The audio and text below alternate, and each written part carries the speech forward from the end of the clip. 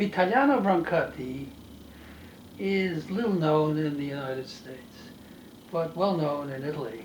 Brancati was a precocious young man who showed writing ability very early in life. What I like about Brancati is one, he is a very careful, ironic writer. He has extreme sensitivity for the characters he writes about and gives a wonderful picture of the mores of the Sicilian man in the 20th century.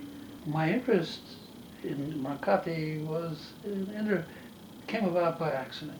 Sometime in my 60s, I thought it would be a good idea if I understood the Italian that was being sung in the operas that I enjoyed.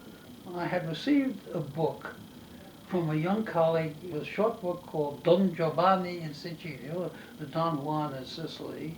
As an exercise, my teacher and I decided we would translate this book. The next assignment was a book called Il Bell'Antonio. And then finally, we came upon a book called Paolo il Caldo, Paul the Hot.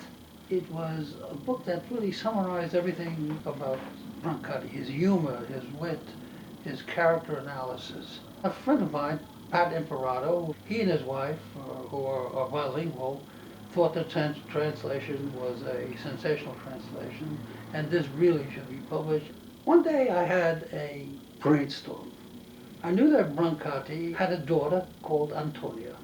So I sent her an email. I received a response from her saying, yes, she would be very helpful. And she gave me the name of this individual, Montefiore, who turned out to be a wonderful person. About a day or two after she had sent me, answered my email, she sent me another email, and she wanted to know why a professor of neurology or radiology in New York had translated her father's work. I had a discussion with a friend of mine by the name of Ingrid Rossellini. As a matter of fact, she teaches up at Columbia and uses some of the translations of the short stories I made in her course in Italian and English translation. So she wrote to the editor telling how good this was and this and got a wonderful note back home that says, have patience, we're working on it. 6 months goes by with no response, and I am now desperate, so I send a email to the editor. I know this is a small affair for your firm, but it's an important thing for me because I put so much time in, and I think this is really worthwhile producing.